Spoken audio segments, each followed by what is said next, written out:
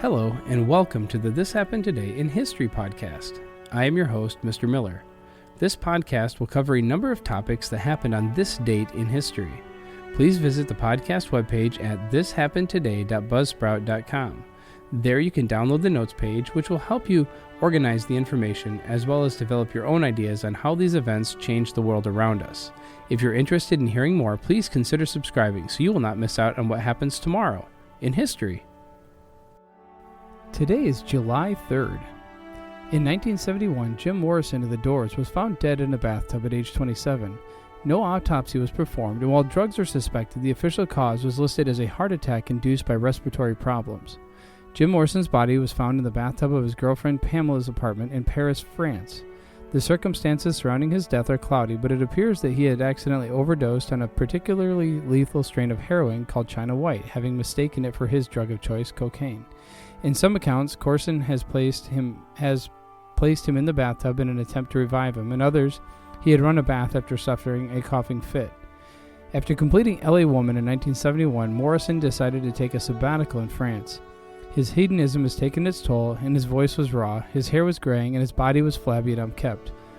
He spent the day with Corson at the movies and had been listening to the Doors albums with their debut with the ominous closing track, The End, found on his record player after his death.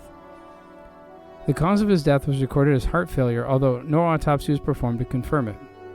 As a result, rumors around the circumstances of his death have been covered up, leading to a host of conspiracy theories ranging from self-inducing coma to fake his death to his ex-pagan ex-wife Patricia Kenneal using witchcraft to see him off. Morrison is buried at Père Lachaise Cemetery in Paris, and his grave rapidly becomes the shrine for the Doors fans despite having no official marker until 1973. When the shield placed by authorities is promptly stolen. It is a particularly dangerous time to be a musician. With the last 6 months, Janis Joplin and Jimi Hendrix have both died of drug overdoses, also at age 27, and by the end of 1971, Louis Armstrong and Gene Vincent will also be lost to natural causes. The Doors continued as a band for another 2 years. They considered replacing Morrison, but instead decided that existing members Ray Manzarek and Robbie Krieger will share the vocal duties. They released 2 more albums, Other Voices in 1971 and Full Circle in 1972, to moderate success and mixed reviews before splitting up. In 1978, they briefly reformed to record their final record, An American Prayer, an album made up of new music accompanying recordings of Jim Morrison's poetry.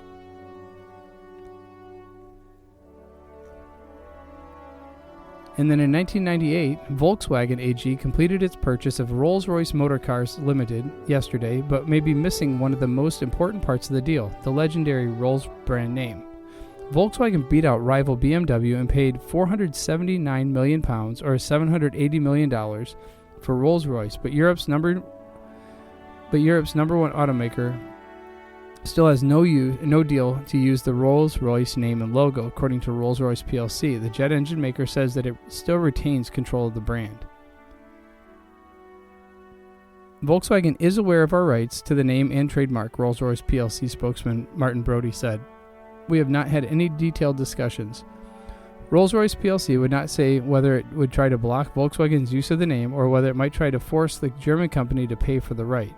We attach the greatest importance to the preservation and protection of the Rolls-Royce name and trademarks as key assets of our business, and we'll take whatever action is necessary and appropriate, Brody said. Volkswagen spokesman Kurt Ripples declined to discuss the name and trademark issue earlier in the week. Volkswagen officials were unavailable for immediate comment today, according to a receptionist at Volkswagen headquarters in Wolfsburg. Vickers plc, the British engineering group that sold Rolls-Royce, has said the old deal giving Rolls-Royce plc the right to veto a foreign purchase of Rolls-Royce motor cars is unforeseeable under current European Union law. Rolls-Royce plc retained the rights to the name when the 2 Rolls-Royce companies were separated in the 1970s. Volkswagen clinched the purchase last month when Vickers shareholders approved a bid of £430 million over BMW's offer of £340 million. The final price was higher. Both bidders had to agree to pay Vickers a bit extra on closing to account for an increase in the value of assets at Rolls-Royce since the first of the year. Vickers had come under sharp attack from small shareholders who were outraged last month to see their beloved Rolls-Royce cars being sold off to the Germans. Vickers had secured excellent value for its shareholders from the transaction, and the strong, committed new owner can now take Rolls-Royce motor cars forward to the next stage of its development, Vickers chairman Sir Colin Chandler said. Volkswagen chairman Ferdinand Piech said that he was committed to building this business in a manner consistent with its character and heritage. Volkswagen and Vickers said they hope soon to close a related deal to buy the Cosworth engine-making company, which is needed because shunned bidder BMW terminated an earlier deal to supply engines for some Rolls-Royce cars. Rolls-Royce plc had favored scale to BMW, which is partner in an unrelated jet engine venture. And then finally, in 1940, there was an attack of the French fleet at Mers el-Kabir during World War II. Events leading up to the attack. During the closing days of the Battle of France in 1940, with the German victory all but assured, the British became increasingly worried about the disposition of the French fleet.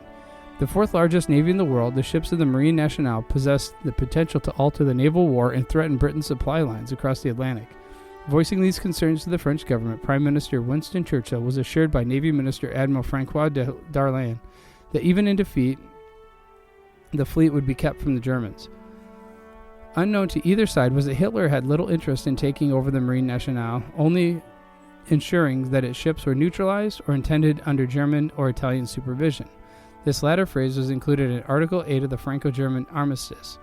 Misinterpreting the language of the document, the British believed the Germans intended to take control of the French fleet. Based on this, and a distrust of Hitler, the British War Cabinet decided on June 24th that any assurances provided under Article 8 should be disregarded. And then Operation Catapult. At this point in time, the ships of the Marine Nationale were scattered in various ports. 2 battleships, 4 cruisers, 8 destroyers, and numerous smaller vessels were in Britain, while 1 battleship, 4 cruisers, and 3 destroyers were in port at Alexandria, Egypt. The largest concentration was anchored at Mers el-Kabir and Oran, Algeria. This force, led by Admiral Marcel Bruno Gensoul, consisted of the older battleships Bretagne, Provence, and the new battlecruisers Dunkirk and Strasbourg, the seaplane tender Commandant Test, as well as 6 destroyers. Moving forward with plans to neutralize the French fleet, the Royal Navy began Operation Catapult. This saw the boarding and capture of French ships in British ports on the night of July 3rd. While the French crews generally did not resist, 3 were killed on the submarine Solkoff. The bulk of the ships went on to serve with the Free French forces later in the war. Of the French crews, the men were given the option to join Free French or be repatriated across the Channel. With these ships seized, ultimatums were issued to the squadrons at Mers el-Kabir and at Alexandria. To deal with the Gensoul's squadron, Churchill dispatched Force H from Gibraltar under the command of Admiral Sir James Somerville. He was instructed to issue an ultimatum to Gensoul requesting that the French squadrons do one of the following. Number 1, join the Royal Navy in continuing the war with Germany. Number 2, sail to a British port with reduced crews to be interned for the duration. Number 3, sail to the West Indies or to the United States and remain there for the rest of the war. Or number 4, scuttle the ships within 6 hours. If Gensoul refused all 4 options, Somerville was instructed to destroy the French ships to prevent their capture by the Germans.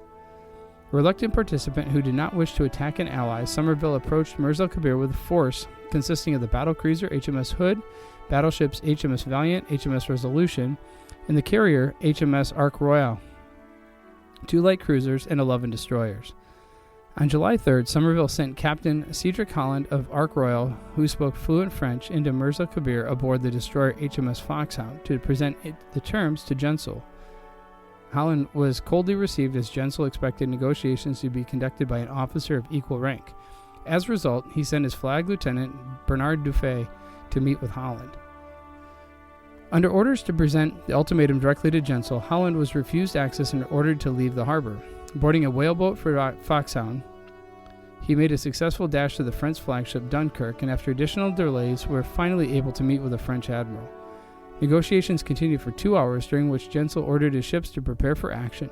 Tensions were further heightened as Ark Royal's aircraft began dropping magnetic mines across the harbor channel as talks progressed. During the course of the talks, Gensoul shared his orders from Darlan, which permitted him to scuttle the fleet or sail for America if a foreign power attempted to claim his ships. In a massive failure of communication, the full text of Somerville's ultimatum was not relayed to Darlan, including the option of sailing for the United States. As talks began to stalemate, Churchill was becoming increasingly impatient in London. Concerned that the French were stalling to allow reinforcements to arrive, he ordered that Somerville settle the matter at once. Responding to Churchill's order, Somerville radioed Jensel at 5:26 p.m. that if one of the British proposals was not accepted within 15 minutes, he would attack. With this message, Holland departed. Unwilling to negotiate under threat of enemy fire, Jensel did not respond. Approaching the harbor, the ships of Force H opened fire at an extreme range approximately 30 minutes later. Despite the approximate similarity between the two forces, the French were not fully prepared for battle and anchored in a narrow harbor. Their heavy British guns quickly found their targets, with the Dunkirk put out of action within 4 minutes. Britannia was struck in a magazine and exploded, killing 977 of its crew. When the firing stopped, Britannia had sunk, while Dunkirk, Province, and destroyer Magdor were damaged and run aground. Only Strasbourg and a few destroyers succeeded in escaping the harbor. Fleeing at flank speed, they were ineffectively attacked by Ark Royal's aircraft and briefly pursued by Force H. The French ships were able to reach Toulon the next day. Concerned that the damage to Dunkirk and Province was minor, British aircraft attacked Mars el Kabir on July 3rd. In the raid, the patrol boat Terre Neuve exploded near Dunkirk, causing additional damage. To the east, Admiral Sir Andrew Cunningham was able to avoid a similar situation with the French ships at Alexandria. In hours of tense talks with Admiral René-Émilie Godefroy, he was able to convince the French to allow the ships to be interned. In the fighting at Mers el Kabir, the French lost 1,297 killed and around 250 wounded, while the British incurred 2 killed. The attack badly strained Franco-British relations, as did an attack on the battleship Richelieu at Dakar later that month. Though Somerville stated, "We all feel thoroughly ashamed," the attack was a signal to the international community that Britain intended to fight on alone. This was reinforced by its stand during the Battle of Britain later that summer. Dunkirk, Province, and Mogador received temporary repairs and later sailed for Toulon. The threat of the French fleet ceased to be an issue when its officers scuttled its ships in 1942 to prevent their use by the Germans. You have been listening to the This Happened Today in History podcast. I thank you for listening, and I hope that you have enjoyed learning about historical events from the past. Thank you to the following websites for their information regarding today's topics: ThePeopleHistory.com, The Death of Jim Morrison at calendar.songfacts.com, Rolls-Royce sold to Volkswagen at southcoasttoday.com, and British destroy the French fleet at thoughtco.com. The music used as the background track for this podcast is Americana, created by Kevin MacLeod on Incompetech.com. If you enjoyed this information and would like to hear more, please consider subscribing, as this will keep the historical events in your feed in the morning for each day. I hope you have a great day.